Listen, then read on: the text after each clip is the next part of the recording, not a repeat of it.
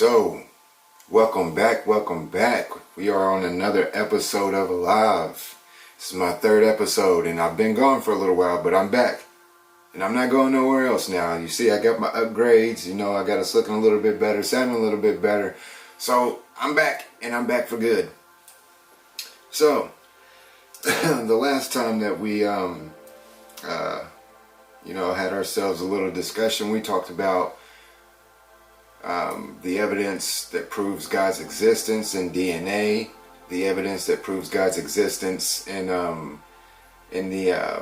the universe and how it's expanding, and if you bring it back to one singular point, it proves a spaceless, timeless, immaterial being, creator, or God. So on this topic, this subject, I want to touch a little bit more on how we know which God it is. So basically you have, after you figure out that, there is a creator, after that you have to figure out, okay, who do I believe in? Do I believe Islam? Do I believe Judaism, Christianity, Buddhism? What do I believe in? And I would submit to you that you would follow the breadcrumbs. Okay? So basically, look for the evidence. Study them all.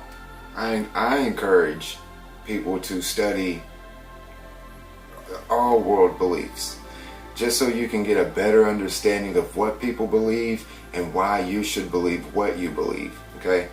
And not only that, if you do that, eventually you will find the evidence for the New Testament. I'm just going to be frank with you. I believe the New Testament is historical facts. Okay? So, and I believe that because the evidence pointed me to that. Alright? So, in order to figure out which God we need to believe in, I say study and examine the different worldviews and which one has the evidence to back up their worldview. Okay? So, with that being said, I often hear people say, that the New Testament isn't reliable because supposedly the text was written hundreds of years after the death of Jesus Christ, and I'm here to tell you that's not true at all. It's not true at all. So, as you know, I like to keep notes on everything that I study and read up on. So, that's actually not true at all. In fact, we have a fragment from the Gospel of John that dates back to roughly about 90 AD to about 120, 150 AD, and that's just a fragment, all right? And that fragment is a copy of a copy of a copy, okay? And as we know, originals come before the copies. Therefore, the original to this fragment must have been prior to 90 AD. And if you recall last time, in the last video, the last video I made, I went over how we pretty much know most, if not all, of the New Testament was written prior to 70 AD.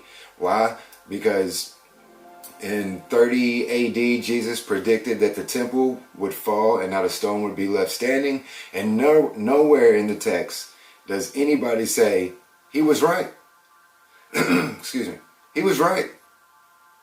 Jesus was right. The temple fell. Nobody records it. Why?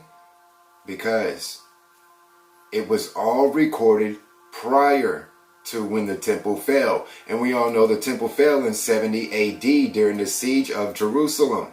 Okay? So, we can prove that the manuscripts, the documents, the text go all the way back to the first century. It's not hundreds of years later. No, we can date it back to the first century.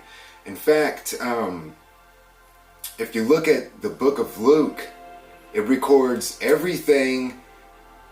It records the times in life of the disciples after Jesus' ascension, but it mainly focuses on Paul's life It talks about his shipwrecks, his whippings, his beatings, his persecutions. But one thing, though, that Luke leaves out in the book of Acts, it is in the book of Acts. One thing that he leaves out in the book of Acts is Paul's death. Now, that's a funny thing to leave out. You're sitting here talking about his shipwrecks, his persecution, everything about the guy, but you seem to leave out his death. Now, we know that Paul died in 64 AD when he was beheaded by the emperor. So that tells you, if Luke left out Paul's death in the book of Acts, then Acts must be prior to 64 AD, okay? Now, in correlation with that, if Acts was written in 64 AD, then Luke is before Acts, which means Luke was written in about 50 AD. Now, if Mark was written before Luke, then Mark must have been written in the 50s or 40s AD. Jesus died in 33 AD. So it's definitely not hundreds of years later. Oh, sorry, little lamb. It's definitely not hundreds of years later. We're finding earlier and earlier manuscripts, and even some, actually, as a matter of fact, you know what? There's a creed. There is a creed in the 1 Corinthians 15. There is a creed, and that creed was written by Paul in 55 AD. And actually, the creed was already being orally passed down. So it was written, so the creed was around. Some believe it goes back to the event itself, months after the event itself. And this is a creed that is found in 1 Corinthians 15, written by Paul in 55 AD. Now, even atheists scholars will admit that Paul wrote this creed in 55 AD. Okay, so it's not hundreds of years later after the event of the death and resurrection of Jesus Christ. It didn't take hundreds of years for a myth to come about and they finally wrote it down. That's not the case at all. The evidence points to early eyewitness testimonies. These are early eyewitness testimonies. In fact, there's over 140 eyewitness details in the second half of the book of Acts and in the Gospel of John that only an eyewitness could know. Do you follow me? That's over 140 details only an eyewitness could know. So again, it's not hundreds of years later. Another thing that I would like to discuss that I think gives credibility to Jesus and him claiming to be who he claimed to be would be the Messianic prophecies. Now, those are a big deal, okay? Because these Messianic prophecies, some of them date back to 1,000 years before Christ ever stepped into the picture. Do you follow me? So, listen, I got a couple of them wrote down. If you'll bear with me, I'm gonna show you a few of these. So in Zechariah 9:9, 500 years prior to the event, we see Zechariah records, he says, "See, your king comes to you on the foal of a donkey." All right. Now that was, let's see, Zechariah, that's 500 years prior to the event. He said, "See, your king comes to you on the foal of a donkey. And on the 10th day of the Hebrew month Nisan," on the 10th day of the Hebrew month Nisan, Jesus entered into the city on a donkey. Okay? And that was prophesied 500 years before it ever happened. And that's not it. More Messianic prophecies are Psalms 41:9. Now this was written by the prophet David 1,000 years prior BC. 1,000 years before Christ ever stepped onto the scene. This is what the prophet David wrote in Psalms 41:9. "My close friend, he who has shared my bread, has lifted up his heel against me." Now who does that sound like? Who does that sound like? Sounds like Paul, or not Paul, it sounds like Judas, doesn't it? And that's exactly what happened. Actually, at the Last Supper, Jesus was, they were all talking and eating and everything. And Jesus said, so one of you here will betray me. He said, whoever I hand this bread to, I tell you, you will betray me. And guess what? He handed the bread to Judas. Okay? So his close friend whom shared bread with him lifted up his heel against him. And that was prophesied in Zechariah. That was prophesied in Psalms 41:9 by the prophet David 1,000 years prior. Now, again, in Zechariah 11:12, 500 years prior to the event, he says, Zechariah records, I told them, if you think it best, give me my pay. So they paid him, here's the important part. So they paid him 30 pieces of silver. Now for him to make this prophecy and prophesy that it is going to be 30 pieces of silver was a big deal. This was 500 years prior to the event, okay? In those times, the going rate for a slave or someone to buy someone was about 20 pieces of silver. Actually, if you recall, Joseph's brothers sold him into slavery for 20 pieces of silver. Okay? So for Zechariah to say, give me my pay, it'll be 30 pieces of silver is a big deal, because it didn't go up to 30 pieces of silver for another 500 years or so. Okay? So, and then we also have a messianic prophecy of Judas throwing the money back into the temple, into the house of the Lord.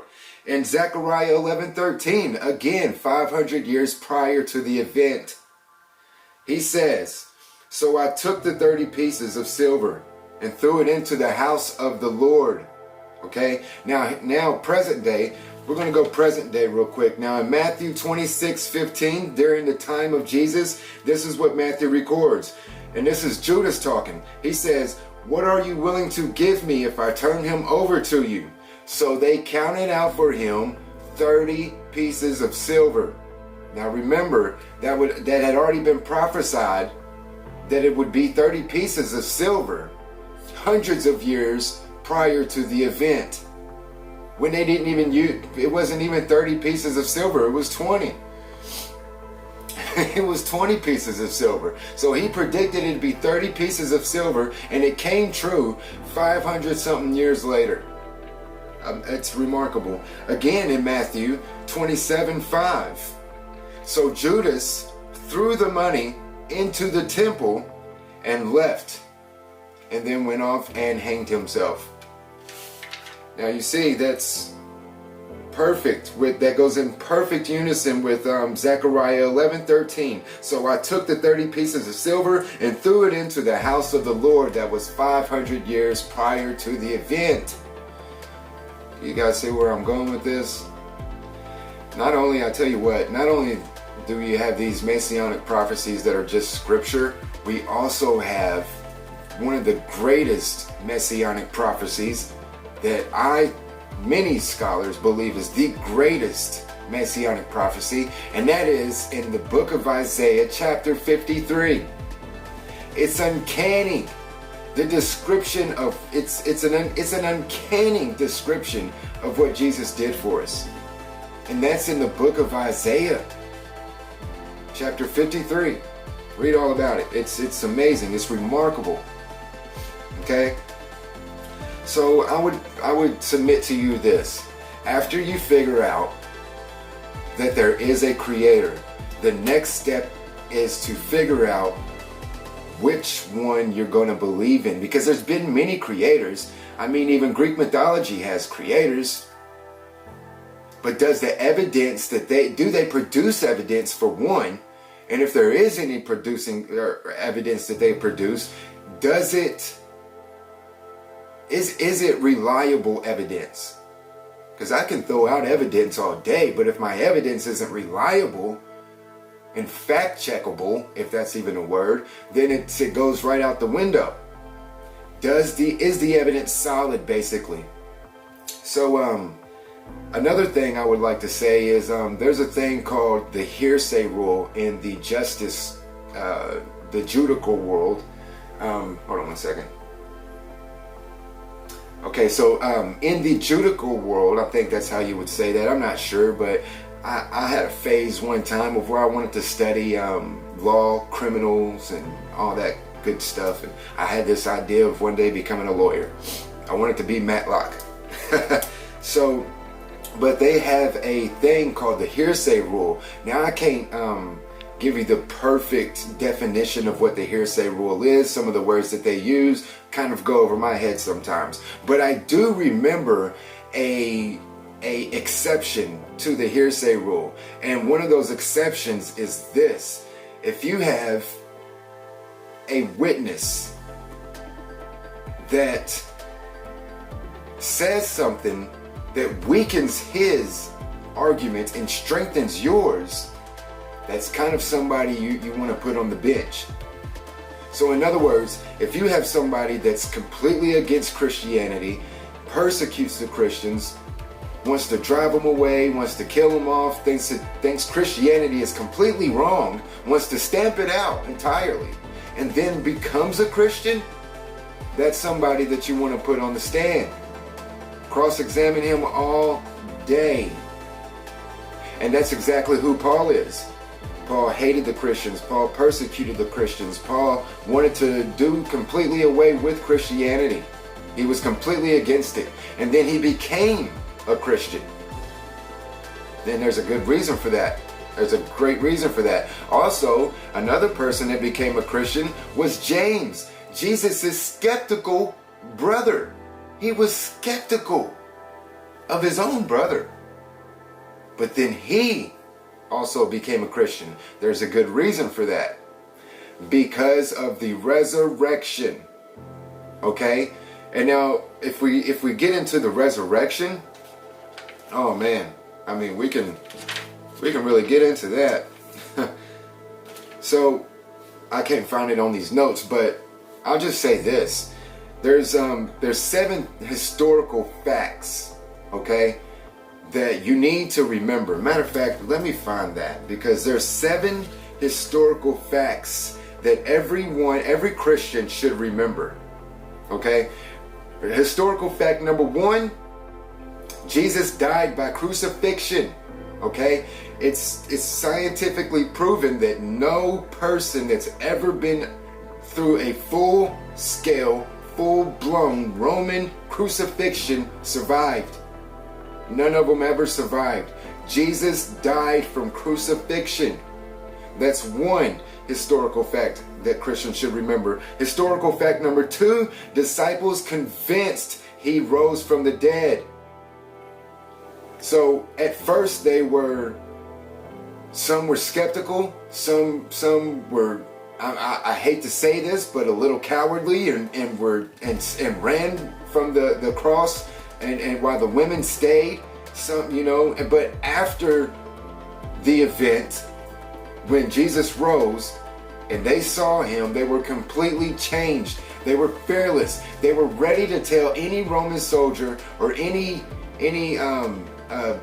emperor or whoever what they saw. They were ready to die for it.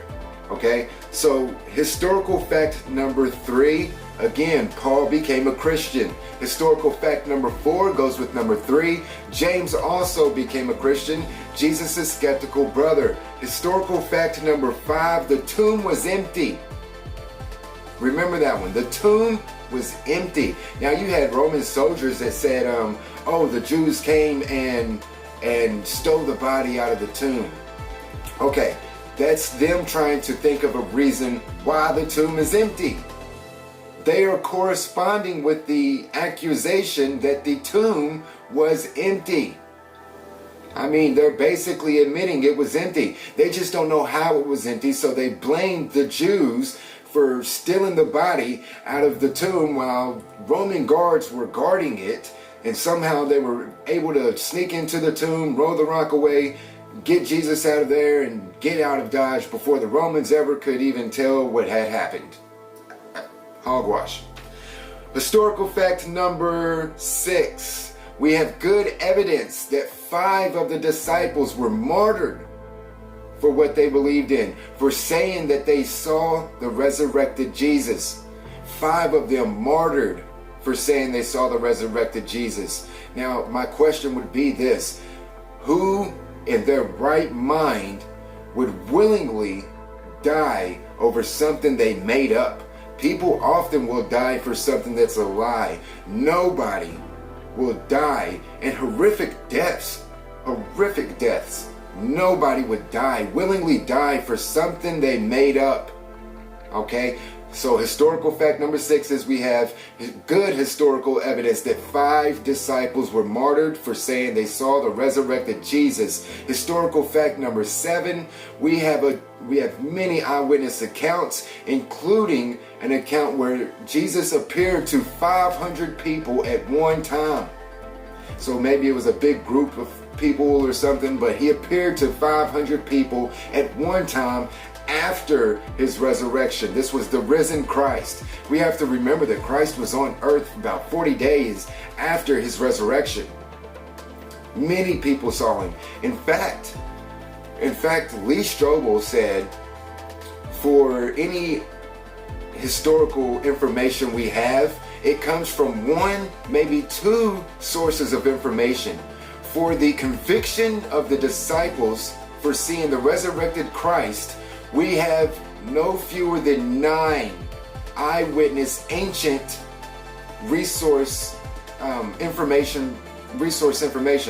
I think I said that right. But we have no fewer than 9, which means and that's inside and outside of the New Testament, which means we have people outside of the New Testament that also corroborates with the disciples seeing the resurrected Christ, and even corroborating with the disciples willing to go to their death for it.